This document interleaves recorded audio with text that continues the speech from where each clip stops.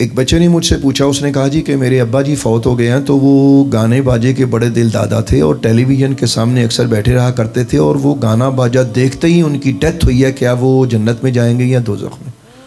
استغفر اللہ۔ اور دوسرا، ان کی عادت یہ تھی کہ وہ چونکہ ریٹائرڈ تھے اور گھر میں ہی ٹائم سپینڈ کیا کرتے تھے، تو ٹی وی کے آگے بیٹھ جایا کرتے تھے تو لمبے لمبے سیریز دیکھا کرتے تھے، اور اگر اس دوران کوئی اذان کی آواز آ جانی تو ان کو بہت ناگوار گزرتا تھا، بلکہ بعض اوقات تو وہ مؤذن کو برا بھلا کہتے تھے۔ تو آپ ان کے بارے میں بتائیں کہ ہمارے والد دوزخ میں ہے یا جنت میں ہے؟ اللہ اکبر۔ پہلی بات تو یہ ہے میرے بھائیوں، میری بہنوں، میرے بچوں، میری بچیوں، میں کسی کو جنت اور دوزخ کا سرٹیفکیٹ دینے والا کون ہوتا ہوں بھلا؟ ہاں، اتنا ضرور بتا سکتا ہوں کہ سب سے پہلے تو آپ ان کے لیے دعا کریں، اللہ تعالیٰ ان کی بخشش و مغفرت فرمائے۔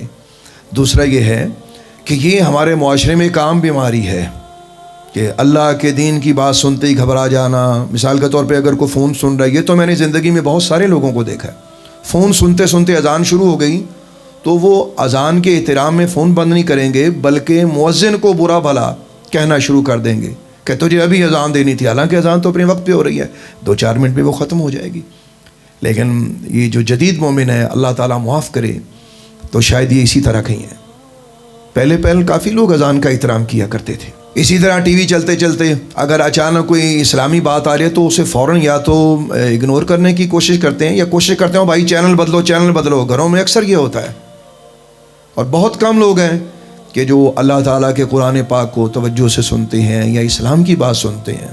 یہی کچھ ہو رہا ہے ہمارے معاشرے میں، توبہ۔ تو یہ عام بیماری ہے۔ سوال آپ یہ کریں کہ اگر کوئی شخص قرآن پاک سنتے ہی گھبرا جائے، اذان سے گھبرائے، دین اسلام سے گھبرائے، تو اس کے بارے میں کیا حکم ہے؟ یہ میں بتا سکتا ہوں۔ سب سے پہلی بات تو یہ یاد رکھیے میرے بھائیوں کہ قرآن پاک سے گھبرانا یا دین سے گھبرانا یہ مومنوں کی صفت نہیں ہے، یہ تو کافروں کی صفت تھی۔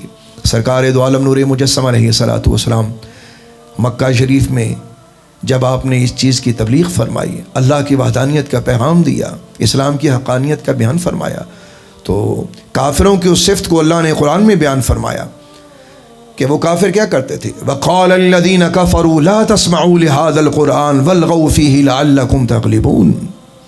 اور کافر کہنے لگے کہ اس قرآن کو سنا ہی نہ کرو، یعنی ایک دوسرے کو وہ کہتے تھے خبردار اس کو سننا ہی نہیں ہے، اور جب قرآن سنا جائے تو اپنا شور مچایا کرو، ہو سکتا ہے کہ ہمارا کفر یا تمہارا کفر ان پہ غالب آ جائے، نعوذ باللہ۔ اب آپ غور کیجئے گا کہ قرآن پاک کو سن کر شور مچانے والے، کیا یہ مومنوں کی صفت تھی؟ یہ تو کافروں کی صفت تھی کہ اللہ کا نام سن کر گھبرا جانا اور اس سے پریشان ہو جانا۔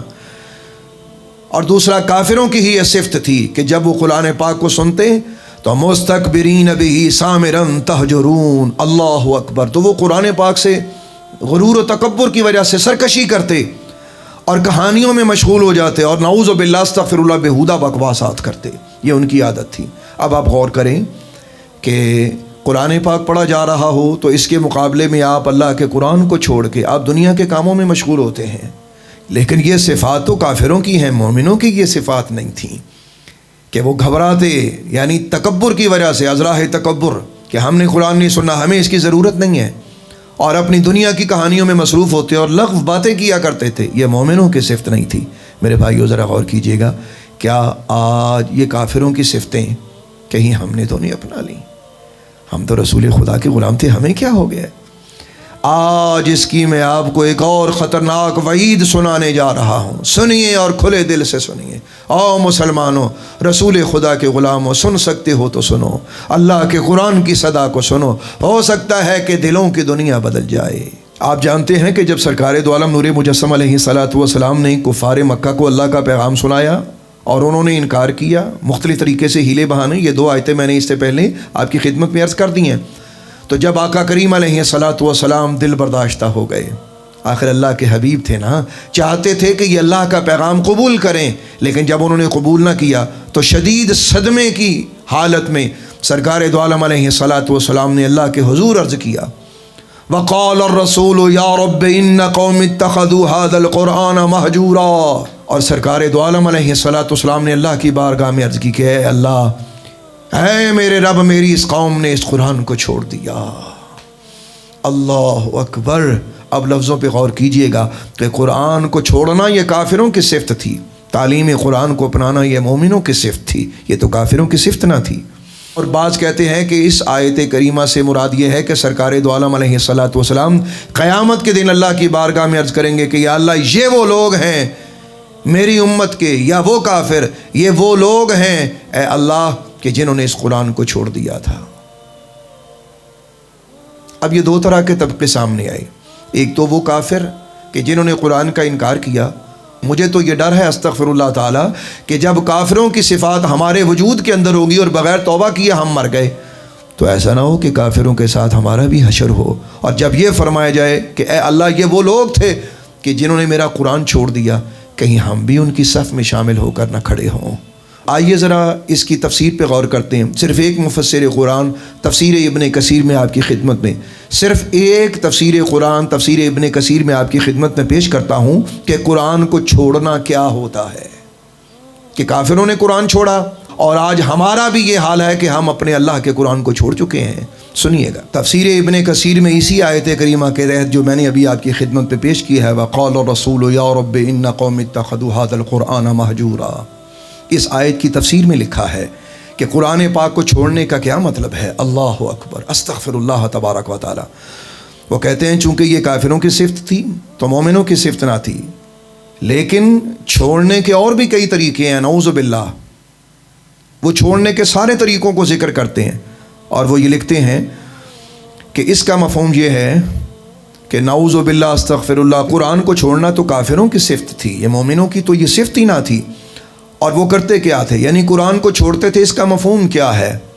اس کا مطلب یہ ہے کہ وہ قرآن پر ایمان نہ لاتے تھے، اسے سچا نہ جانتے تھے، اس پر غور و فکر نہ کرتے تھے، نہ اسے سمجھنے کی کوشش کرتے تھے، نہ اس پر عمل کرتے تھے، نہ اس کے احکام کو بجا لاتے تھے، نہ اس کے منع کردہ کاموں سے رکتے تھے، بلکہ اس کے سوا اور کاموں میں مشغول و منہمک رہتے تھے، جیسے شعر، اشعار، غزلیات، باجے گاجے، راگ راگنیاں، اسی طرح اور لوگوں کے کلاموں سے دلچسپی لیتے تھے اور انہی پر عامل تھے۔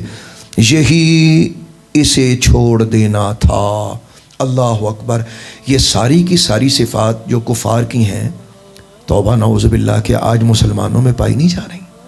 میرے بھائیوں، بڑے خطرناک وقت سے ہم گزر رہے ہیں کہ اس وقت مطلب ایک شخص ہے اپنے آفس سے، اپنے کام سے اپنے گھر میں واپس آتا ہے، اب اسے جو وقت ملتا ہے وہ یہ چاہتا ہے کہ میں انجوائے کروں، اپنی تھکاوٹ اتاروں، اور وہ انجوائے کرتے کرتے نہ نماز اسے یاد ہے، نہ اللہ یاد ہے، نہ نبی یاد ہے، نہ قبر یاد ہے، نہ حشر یاد ہے۔ ذرا سوچئے گا کہ ہم کن کی صفات پہ عمل کر رہے ہیں۔ یقیناً یہ مومنوں کی صفات نہیں تھی، ہیں میرے بھائیو، یہ مومنوں کی صفات نہیں تھی، یہ تو کافروں کی صفات ہے نا۔ تو ہمیں تو مومنوں کی صفات لینی ہے۔ اور سورہ فرقان کی آیت نمبر 30، یعنی اسی آیت جو آپ کی خدمت میں نے پیش کی ہے، اسی کی تشریح میں تقریباً اکثر مفسرین نے اس حدیث پاک کو نقل کیا ہے کہ سرکار دو عالم نور مجسم علیہ الصلوۃ والسلام فرماتے ہیں، من تعلم القرآن وعلمہ وعلق مصحفا ولم يتعاهده ولم ينظر فيه جاء يوم القيامة متعلقا به يقول يا رب العالمين عبدك هذا اتخذني مهجورا اقض بيني وبينه۔ اللہ اکبر، استغفر اللہ تعالی۔ سرکار دو عالم نور مجسم علیہ الصلوۃ والسلام ارشاد فرماتے ہیں کہ ایسا شخص جس نے قرآن پڑھایا، یعنی ایک تو وہ بندے کی بات ہو رہی تھی نا کہ جو قرآن سے بھاگے، پریشان ہو جائے، ان کا ذکر ہو رہا تھا، یہاں اب اس شخص کی بات ہو رہی ہے جس شخص نے قرآن پڑھایا، یعنی اس کو سمجھا اور اس کے بعد قرآن کو لٹکا دیا، یعنی کہ بے پرواہ ہو گیا اور اس کی دیکھ بھال نہ کی اور اس میں توجہ نہ کی۔ فرمایا وہ شخص اللہ کی بارگاہ میں اس حالت میں آئے گا کہ قرآن اس کے ساتھ چپکا ہوگا اور قرآن پاک اس پہ مدعی بن کے حاضر ہوگا، اللہ کی بارگاہ اقدس میں عرض کرے گا کہ اے اللہ، یہ وہ بندہ ہے جس نے مجھے چھوڑ دیا تھا، اب تو اس کے اور میرے درمیان میں فیصلہ کر دے۔ میرے بھائیوں، میں ہاتھ جوڑ کے آپ سے اپیل کرتا ہوں، اب رمضان المبارک قریب ہے، آمد ہے۔ ہم نے ساری زندگی اپنی دنیا کے کام کیے ہیں اور کرتے ہیں، آج اللہ نے ہمیں پھر نیا موقع دیا ہے۔ کیا ہم کافروں کی صفت سے نکل کر مومنوں کی صفت کو اپنانے کے لیے تیار نہیں ہے؟ آؤ اپنے اللہ کے لیے اپنی زندگیوں کو نکالو، اپنے وقت خدا کے لیے نکالو۔ یہ بھی کہنا جو ہے یہ غیر مناسب ہے۔ اکثر ہم یہ لفظ بول دیتے ہیں کہ جی اللہ کے لیے وقت نکالیں۔ ہم کون ہوتے ہیں؟ وقت سارا اسی کا ہے۔ ہمیں یہ کہنا چاہیے کہ ہم اللہ کے بندے بن جائیں۔ تو آج ہمیں موقع ہے، آپ رمضان المبارک میں قرآن پاک کی تلاوت کرنا شروع کریں، اسے پڑھنا شروع کریں، اس کو سمجھنا شروع کریں، تو اللہ تبارک و تعالیٰ کا کرم اور فضل ضرور ہوگا۔ تراویح کی صورت میں اسے سماعت کریں، گھر میں اسے پڑھیں، اس پہ عمل کریں اور اس کو مت چھوڑیں، قرآن کو مت چھوڑیں، قرآن سے منہ نہ پھیریں، وگرنہ منہ پھیرنے والوں کا حشر بہت برا ہوگا۔ اور جب میں اس آیت کو پڑھتا ہوں بار بار تو یقین کریں کہ میرا کلیجہ پھٹا ہوا ہے کہ وہ شفیع معظم جو ہماری شفاعت کے لیے اللہ کے حضور کھڑے ہوں گے، کیا وہ ہماری شکایت کے لیے کھڑے ہو جائیں کہ اللہ یہ وہ لوگ ہیں یا ان لوگوں میں سے ہیں کہ میں نے تو قرآن دیا، انہوں نے قرآن چھوڑ دیا۔ اے اللہ ہمیں اپنے دین سے، اپنے حبیب سے اور اپنے قرآن سے محبت عطا فرما۔